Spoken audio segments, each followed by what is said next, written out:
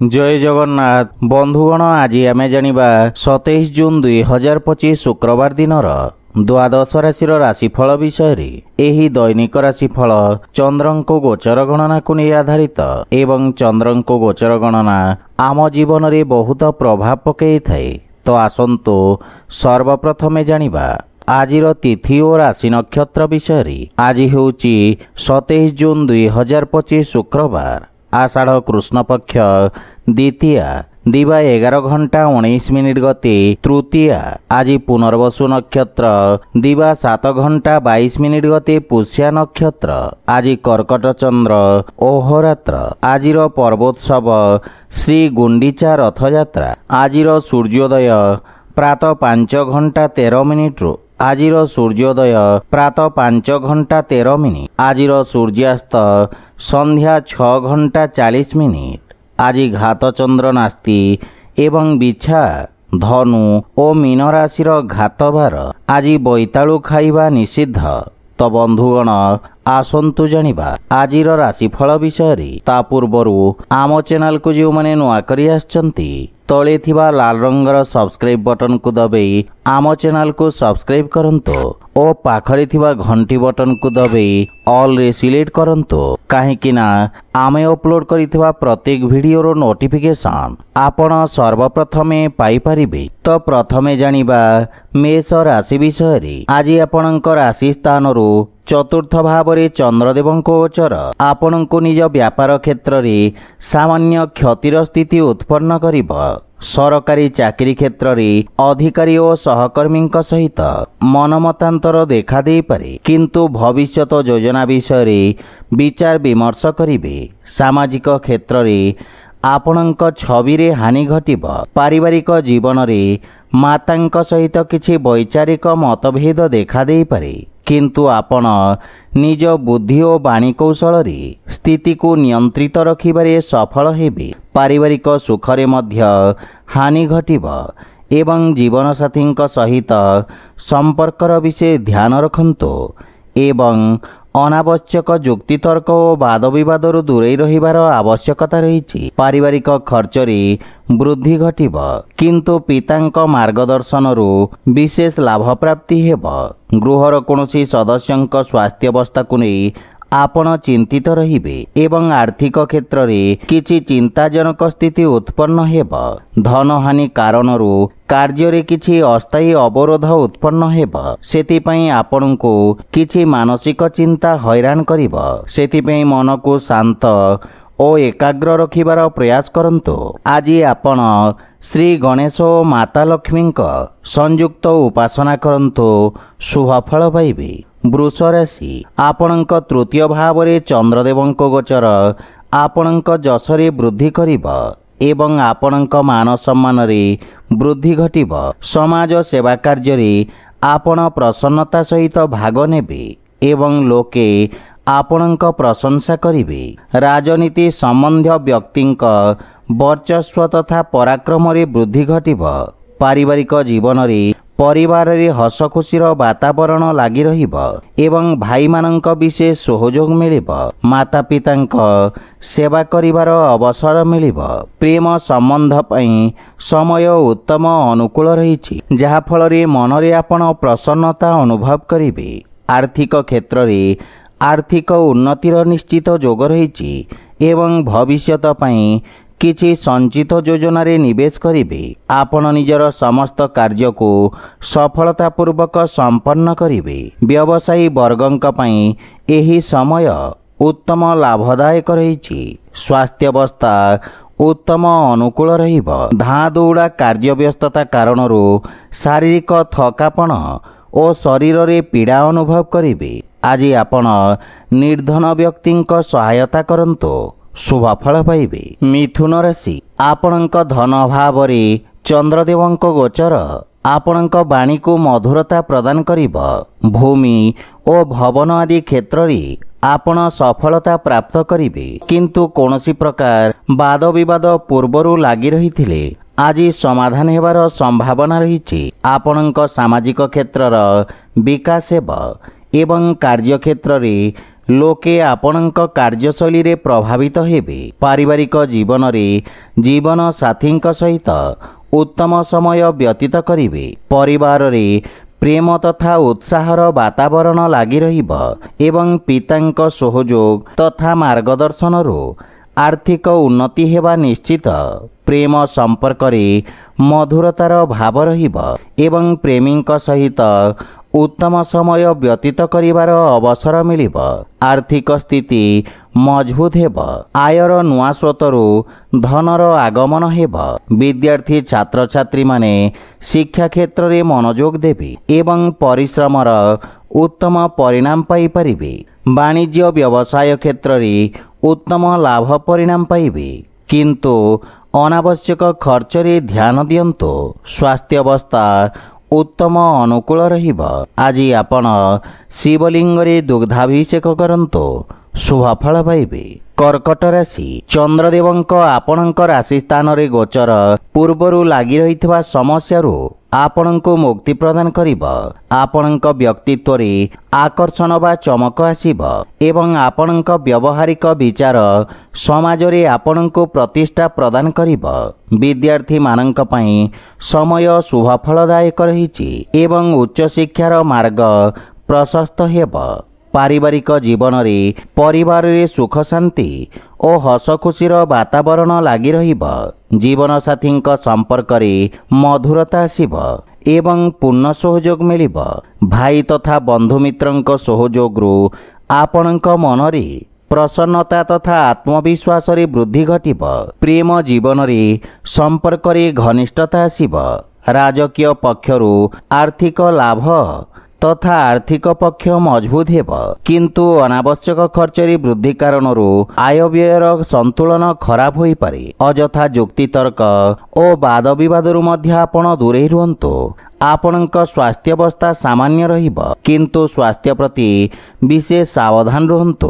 आज आपण भगवान जगन्नाथଙ୍କ उपासना करंतु, शुभफल पाइबे। सिंह राशि। आपणଙ୍କ राशिरू चंद्रदेव द्वादश भाव रे गोचर करिवे, अर्थात आपणଙ୍କ अनावश्यक खर्च रे वृद्धि घटिब।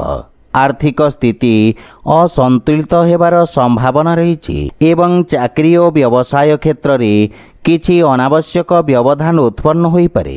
शत्रु और विरोधी माने आपणଙ୍କ विरुद्ध रे षडयंत्र करिवे, सेथिपई आपणଙ୍କୁ विशेष सावधान रहिबा उचित। अधिकारीଙ୍କ पक्षरे आपणଙ୍କ संबंधर विषय ध्यान रखंतु एवं पारिवारिक जीवन रे परिवारर खर्च रे वृद्धि आपणଙ୍କୁ मानसिक चिंतित करिब।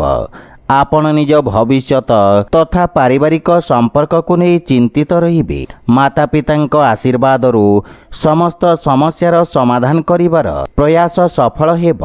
धैर्यवान तथा एकाग्र चित्त होई निज कर्तव्यर निर्वाहन करिबे। आर्थिक स्थिति आपणଙ୍କ चिंतार कारण हेब एवं आयर नुआ स्रोत रे ध्यान केंद्रित करिवार आवश्यकता रही, किंतु रोजगार रे परिवर्तन पई समय शुभ नुहे।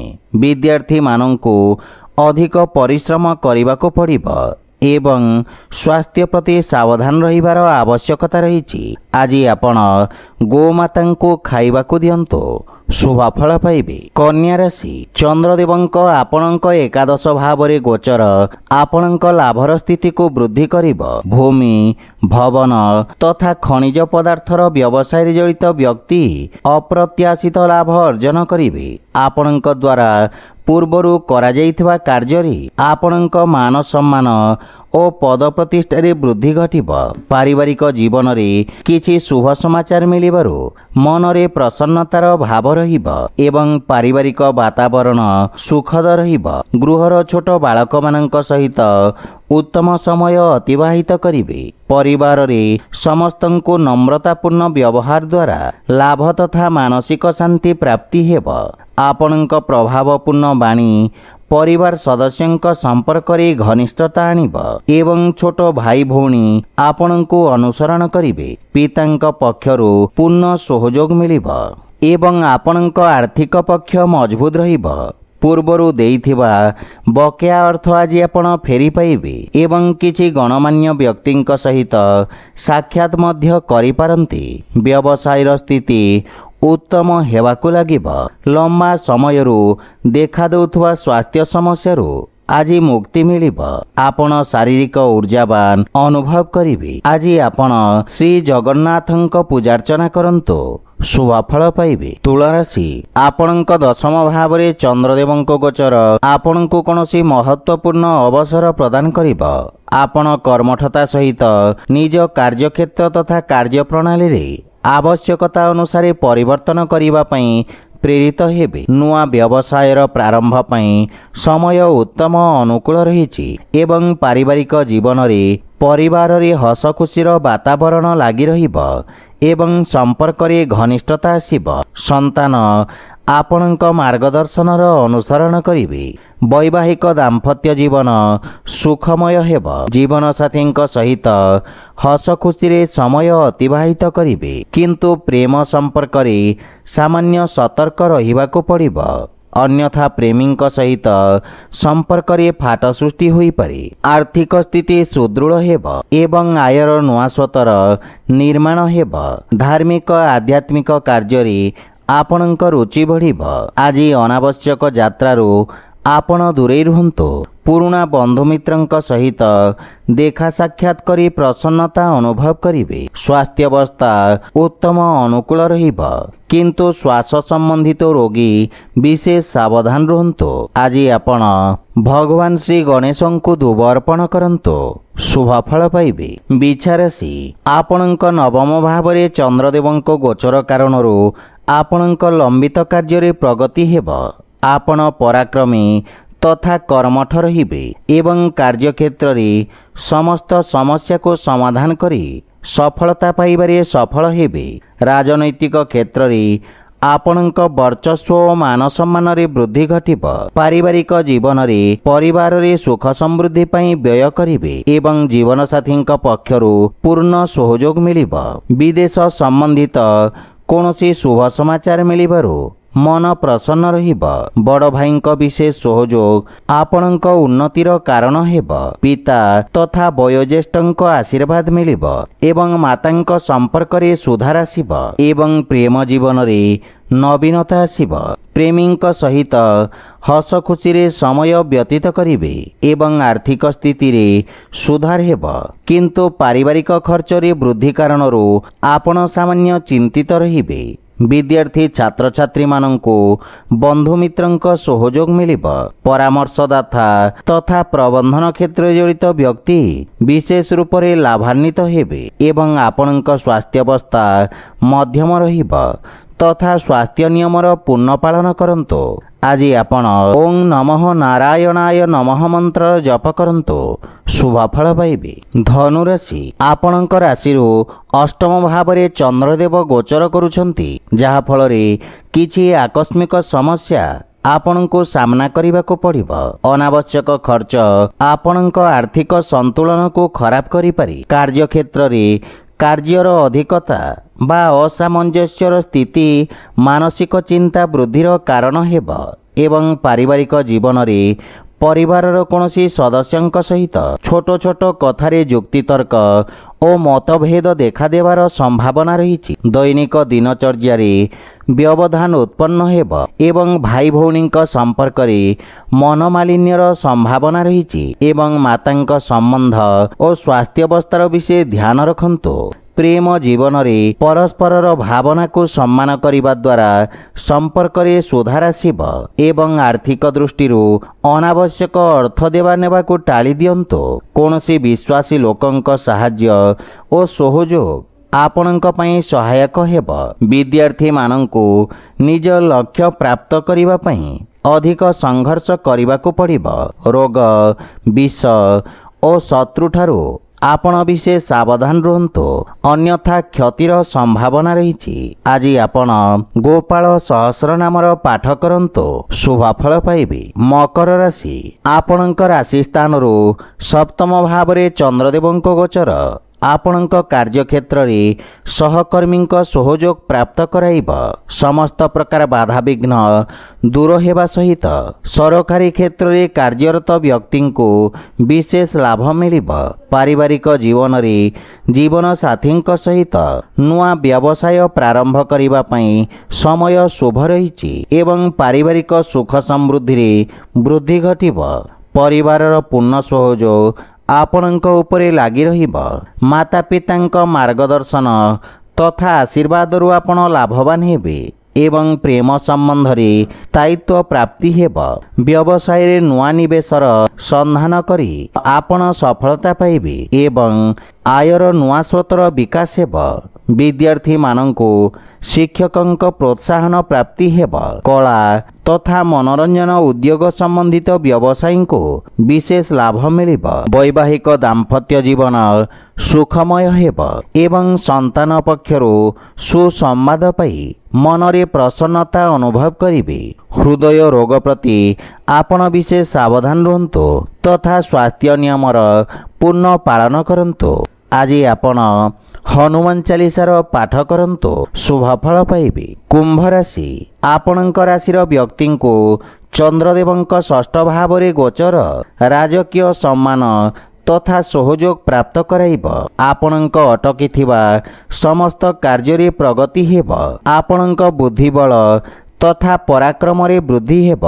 ଆପଣ ନିଜ ସମସ୍ତ ଶତ୍ରୁଙ୍କୁ ପରାସ୍ତ କରିବେ। ପାରିବାରିକ ଜୀବନରେ ପୈତୃକ ସମ୍ପତ୍ତି ଲାଭ ହେବାର ପ୍ରବଳ ଯୋଗ ରହିଛି ଏବଂ ପରିବାରରେ ସୁଖ ସମୃଦ୍ଧି ଆସିବ। ଭବିଷ୍ୟତ ଯୋଜନା ବିଷୟରେ ଆପଣ ଚର୍ଚ୍ଚା କରିବେ ଏବଂ ସମସ୍ତ ସମସ୍ୟାର ସମାଧାନ ଖୋଜିବାରେ ସଫଳ ହେବେ। ଜୀବନସାଥୀଙ୍କ ସ୍ୱାସ୍ଥ୍ୟାବସ୍ଥାର ବିଷୟ ଧ୍ୟାନ ରଖନ୍ତୁ। ସନ୍ତାନଙ୍କ ପକ୍ଷରୁ ଶୁଭ ସମାଚାର ପାଇ ଖୁସି ଅନୁଭବ କରିବେ। ମାତାଙ୍କ ପକ୍ଷରୁ ପୂର୍ଣ୍ଣ ସହଯୋଗ ମିଳିବ ଏବଂ ଆର୍ଥିକ ସ୍ଥିତି ଉତ୍ତମ ରହିଛି। ଋଣ ଭାରରୁ ମୁକ୍ତି ପାଇବାର ପ୍ରୟାସ ସଫଳ ହେବ କିନ୍ତୁ ଧନର ଅପବ୍ୟୟ ଠାରୁ ଆପଣ ଦୂରେଇ ରୁହନ୍ତୁ। ବ୍ୟବସାୟରେ ଧୀର କିନ୍ତୁ ଆଶାଜନକ ପ୍ରଗତି ହେବ। ଅଧିକାରୀ ବର୍ଗଙ୍କ ସହଯୋଗରୁ ସମସ୍ତ କାର୍ଯ୍ୟରେ ସଫଳତା ଅର୍ଜନ କରିବେ ଏବଂ ବିଦ୍ୟାର୍ଥୀମାନଙ୍କୁ ଗୁରୁଜନଙ୍କ ଆଶୀର୍ବାଦ ପ୍ରାପ୍ତି ହେବ। ଆପଣ ଶାରୀରିକ ଓ ମାନସିକ ରୂପରେ ସୁସ୍ଥ ଓ ସ୍ଫୂର୍ତ୍ତିମାନ ଅନୁଭବ କରିବେ। ଆଜି ଆପଣ ବଜରଙ୍ଗ ବାଣ ପାଠ କରନ୍ତୁ, ଶୁଭଫଳ ପାଇବେ। ମୀନ ରାଶି, ଚନ୍ଦ୍ରଦେବଙ୍କ ଆପଣଙ୍କ ପଞ୍ଚମ ଭାବରେ ଗୋଚର ସମସ୍ତ ବର୍ଗର ବିଦ୍ୟାର୍ଥୀ ଛାତ୍ରଛାତ୍ରୀମାନଙ୍କୁ ଶୁଭ ପରିଣାମ ପ୍ରଦାନ କରିବ ଏବଂ ଅବରୋଧରେ ହାନି ଘଟିବ।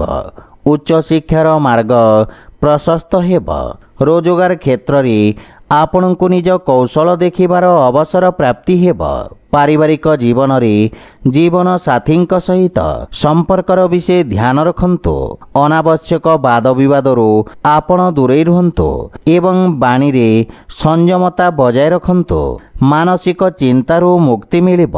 ପିତାଙ୍କ ସ୍ୱାସ୍ଥ୍ୟାବସ୍ଥାର ବିଷୟ ଧ୍ୟାନ ରଖନ୍ତୁ। ଛୋଟ ଭାଇ ଭଉଣୀଙ୍କ ସହଯୋଗ ଆପଣଙ୍କ ଉପରେ ଲାଗି ରହିବ। ଆପଣଙ୍କ କାର୍ଯ୍ୟକ୍ଷେତ୍ରରେ ଧୀର ପ୍ରଗତି ହେବ କିନ୍ତୁ ଆର୍ଥିକ କ୍ଷେତ୍ରରେ ସ୍ଥିତି ଆହୁରି ମଜବୁତ ହେବାକୁ ଲାଗିବ।